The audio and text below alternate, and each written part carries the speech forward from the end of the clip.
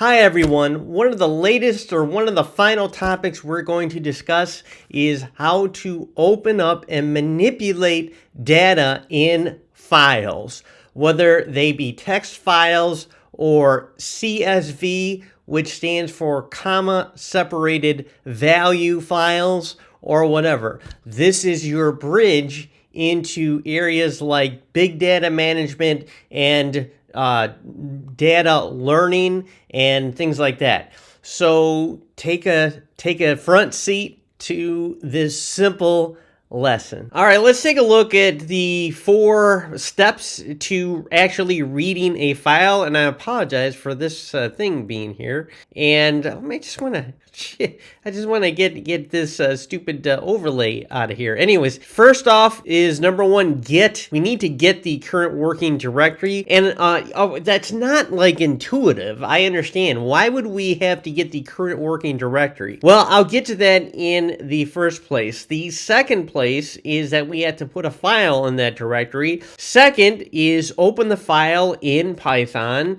And fourthly, and finally, we can manipulate that file. So you know what? I might have to restart really quickly because it has no effect on you or anything. It just has an effect on my end in terms of the continuity of this video. But I have to stop my camera and open it up because I want to open it up in Windows. And the problem is that this window here, that you would go to the start window or start panel and type in CMD and bring this up. Unfortunately, it's just I have to resize the viewpoint window right here. So just give me 1 second. All right, now this is the virtual environment that I was actually referring to. And again, this is Windows 11 and this is being served on a Mac OS through the wonders of UTM.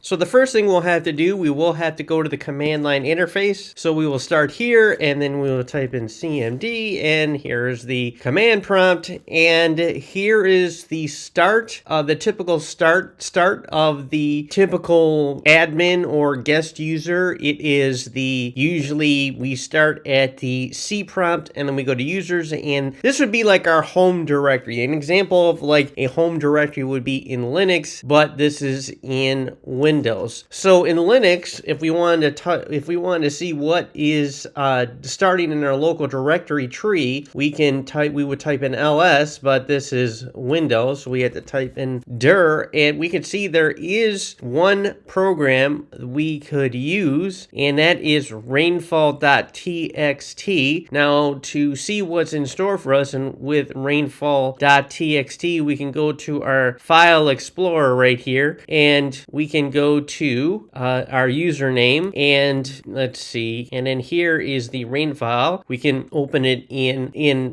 what is that, text? What is that? Notepad. Sorry about that.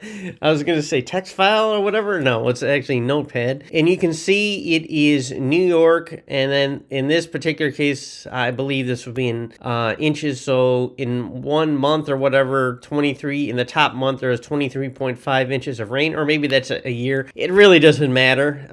London 50.2 and Tokyo 56.8. If it wasn't for Tokyo, I would wonder, is this in the world or is this in the United States or whatever? Because I'm sure in the United States there is a London, and in the Canada I'm sure there is a London too. But obviously the fact that there's a Tokyo here, it's probably worldwide. But because I'm not aware there's a city in the U.S. called Tokyo. But hey, you never know. There is a Hell, Michigan, anyways, and there is a Paris, Texas. So there's so many weirdly named cities in the United States here. You never know. Anyways, so that's all we need to know is it's just a simple text file. So how would we get to that text file in Python? That's the very quandary we are trying to solve. And let's first, let me type in CLS just to clear the screen so we can maximize our viewpoint right here. So we're going to say Python.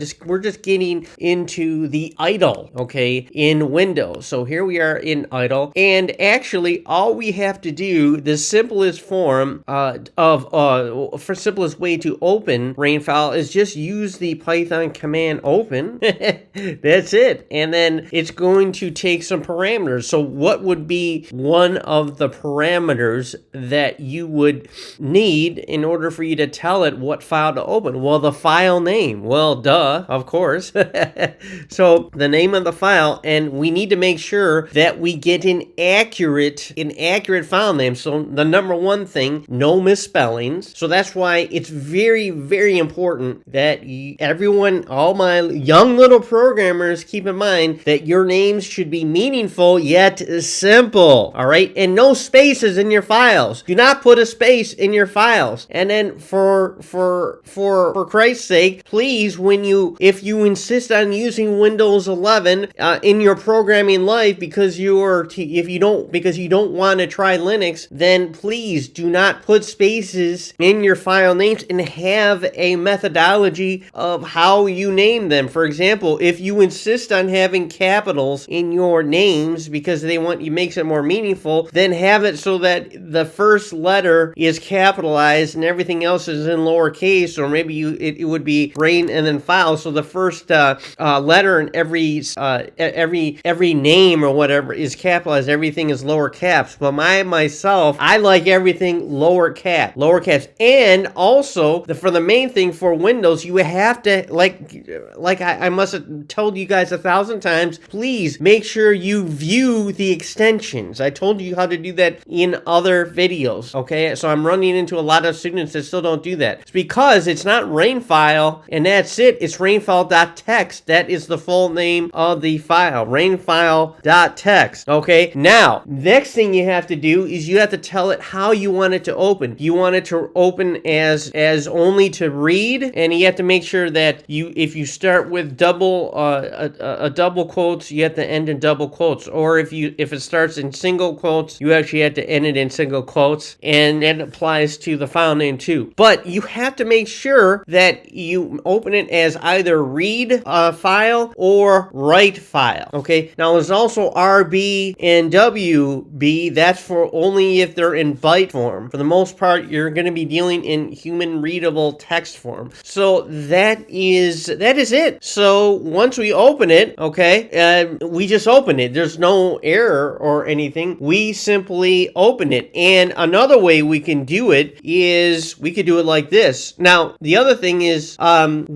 we open it, we actually have to close it. Okay, so when we open it, we then have to close it. Now, close it's not quite as cut and dry as that. To really a better way of doing it is basically saying file reference or file ref. Just any variable name, okay, can be used to open it. And we can also say file ref.close, and that actually will close it. So the important thing is, the number one rule is, and I'll even put it here, an opened file also has to be closed. And the reason why that is that it's kind of like if you open up a port, like for example, if you install Apache, or if you install some sort of web server software on your computer, and thusly by default the port 80 is opened to the world, you have to be aware, because at one point in time, assuming that you don't have a software firewall, that port has to be closed. So opening this file is kind of like opening a port. So eventually it does have to be closed. So a lot of times, guess what? As I've said, file ref, this is actually opening this file. So what can we do with that file? Let's say we just wanted to print the file, or let's just show us what's in it. We can say for I in file ref, and then we could say print I end equals, we can do something like this, and we can see that it does print the print the file. Now, the beauty of this is that if this text file were of 500 or 1,000 or 2,000 or 20,000 or a million files long, this would actually open it, and that means in the power of this. Now this isn't earth-shattering. I understand that, but you have to understand. You have to, what's the word I'm looking for? You have to juxtapose this against a large data pool. Let's say it is a log of data or something that's very large. Well, you can actually print this off in here. You can archive it, or you can select what you want to print, or something like that. So this is just an easy way to open up a file. All right, let's move on to the different ways we can open a file in Python. Now we went over the fact that we can open up a file, but there are two different methods. The first is the traditional method, in which we open a file and then we have to close it. So we're going to use an alternate rain file text, something that has more substantial information. And you noticed I did put the absolute file pathway here, as well as a designation of R for read only. Now we can also designate it as write, meaning we want to create a file if it doesn't exist, and then we write to that file. But that's also for transferring data different ways or something like that. But in this case, we're just focusing on opening up and reading an existing file, and it's rainfile2.txt. And as I said, we're using the for loop to, I guess you could say, power through the data. I guess that could be one way to look at it. And we're using the .split method. Now we looked at the split method in earlier videos, how we could basically split a string, and the information in the parentheses is what you would call a delimiter. So it tells you how to split it. The fact that there's no parameters in there means that we split it with the spaces per line. So we take each line and then we divide it up into two columns. So the 0 column or first column is going to be position, and then between the first and second column you're going to say had, and after the second column you're going to say inches of rain. So how does this really look as we utilize this file in Windows? All right, here we are back at our wonderful, I'm not going to say pirated Windows 11, but I'm going to say creatively acquired Windows 11. And here is the rainfall.trad.py, traditional way to open a file. And this is the same file that you saw in the PowerPoint, rainfall equals open. And here's the absolute path to rainfall.txt. Now, what is inside this mysterious rainfall2.txt? So let's take a look. And you know what?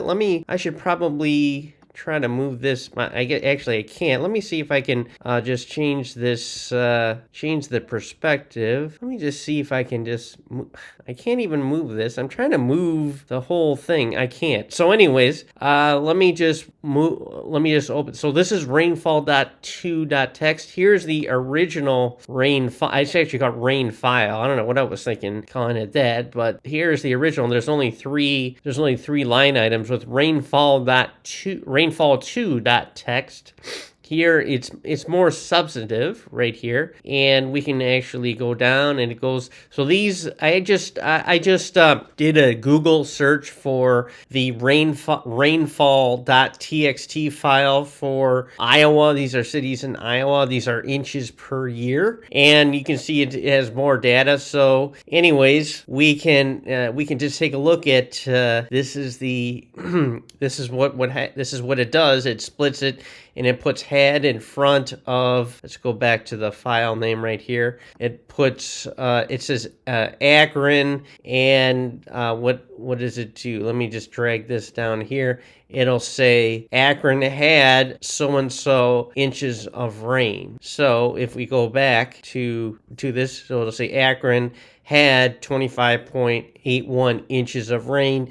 Albia, almost said Albania, Albia, Iowa, had 37.65 inches of rain. So if we look at this, let's go ahead and run it. Now, looking back, we have to make sure we when we run it as a Python script, we have to make sure that we get to the actual file name, and we actually had to put in the path. So we have to say Python, and then it'll be D downloads. Now, what I do is I'll press D-O, and then I'll press the tab button, and of course, it doesn't work out this time, so we'll just do that. Downloads, I put D-O-W-N, tab downloads, and then if you ever are confused as to do this or this, just be consistent with the existing command line. Yeah, just go with the flow. This is the flow of it. So Python downloads, and then I think I did Python, and then week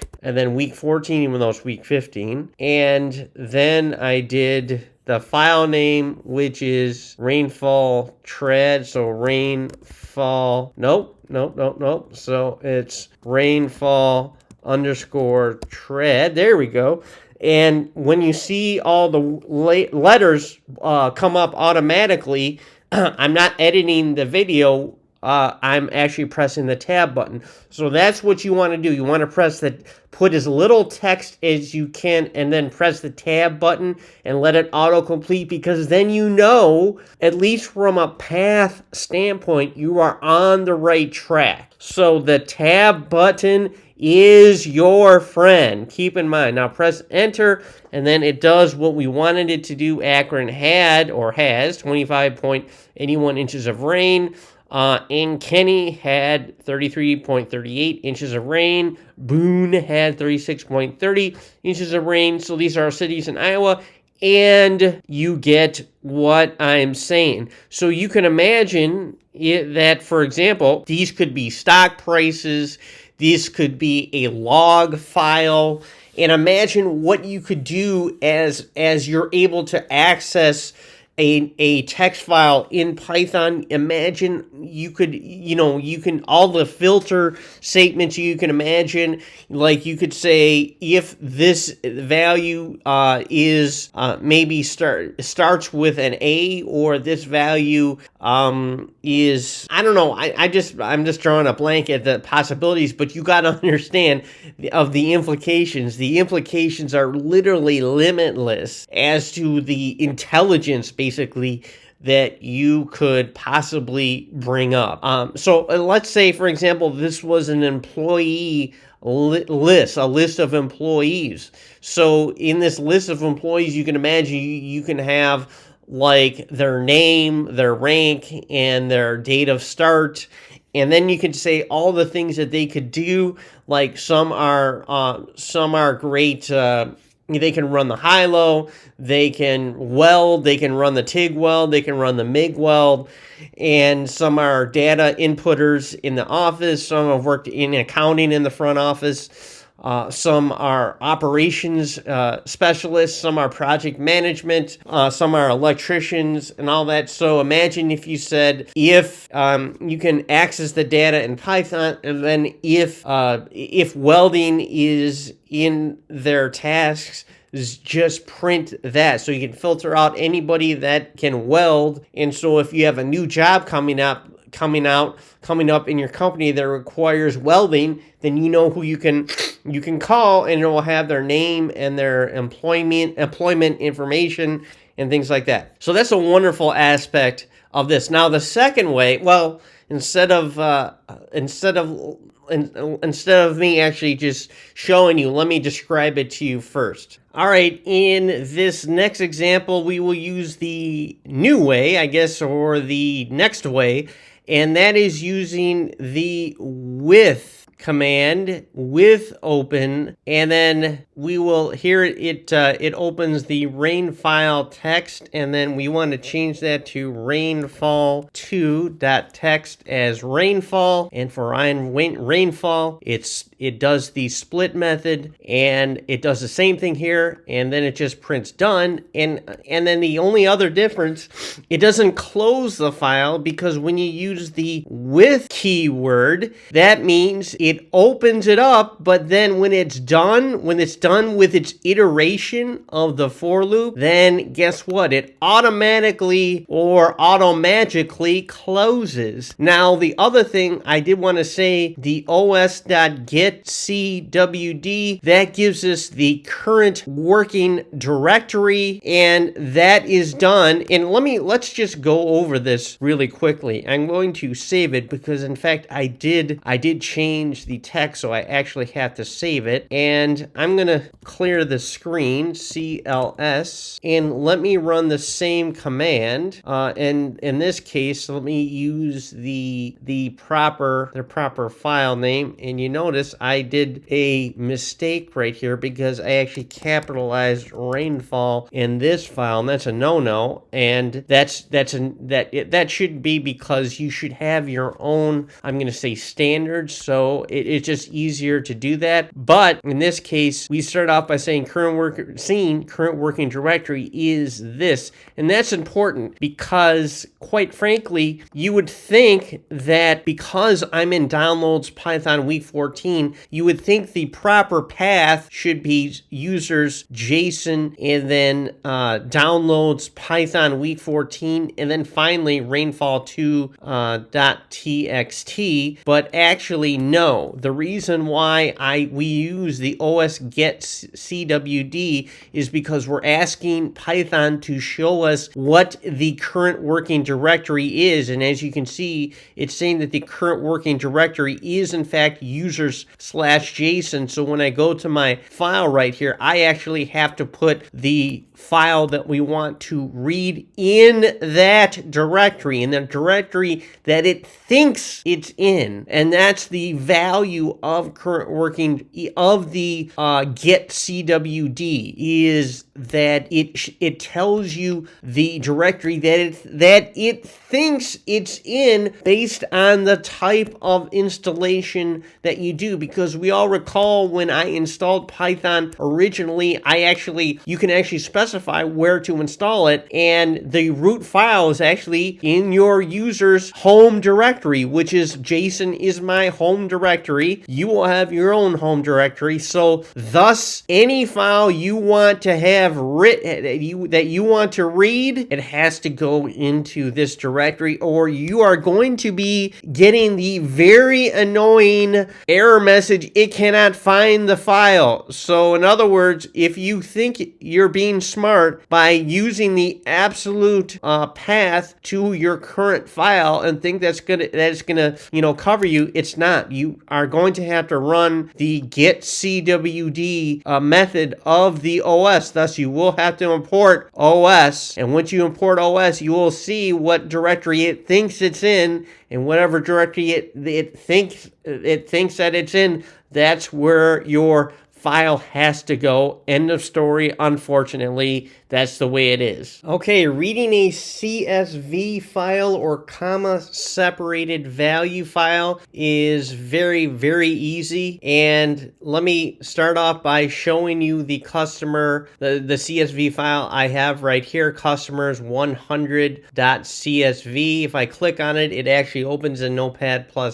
We can see this is like a treasure trove of information in terms of marketing. Imagine the capabilities if you were able to break this down and only present those that are in a certain income I'm going to say income bracket, or you could just say by zip code, which is like another way of indicating income bracket. And for example, who do you think has more spendable income? Those that live in the Rochester Hills area code, Road, or do you think maybe in Warren or something like that? And not that I'm insulting anybody, but if the income bracket in Rochester Hills is certainly different than those that live in Warren. So if I were marketing higher end diamonds or jewels, which one would you think you would pick? And this is how market segmentation can be broken down with information such as this. So be careful with who you sign up for in terms of free deals or something like that, because they're just using your information. That being said, we recognize that I downloaded it, but then I quickly took that download and I transferred it to my home folder, which is representative by the JSON folder, because I know that's where Python thinks that all this lives. So anyway, based on how I installed it. So we're going to go to our idle right here. And then the first thing we're going to do, we are of course going to import the CSV module right there. And what's really great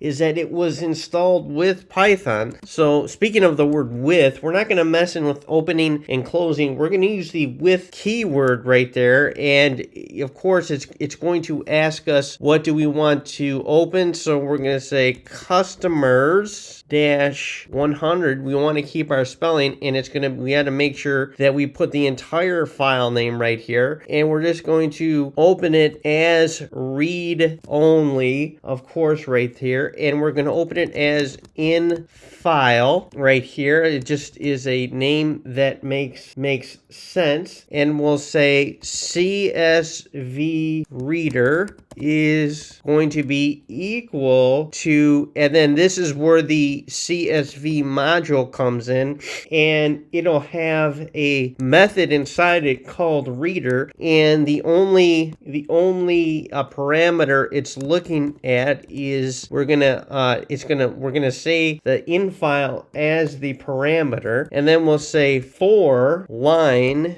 in CSV reader right here. So this matches this, and all we're going to do is we'll say print line, and lo and behold, it actually does bring this entire file into our Python. So imagine, if you will, that we could, and this is really not for this class, but let's say we want to individually print only for example, people, well, look, it says Hungary, Bhutan, Yemen, and things like that. But think if this was just Michigan, and let's say you only wanted to print those that lived in Utica, Michigan, or only those that lived in Warren, Michigan, or something like that. So you can see the segmentation potential with this.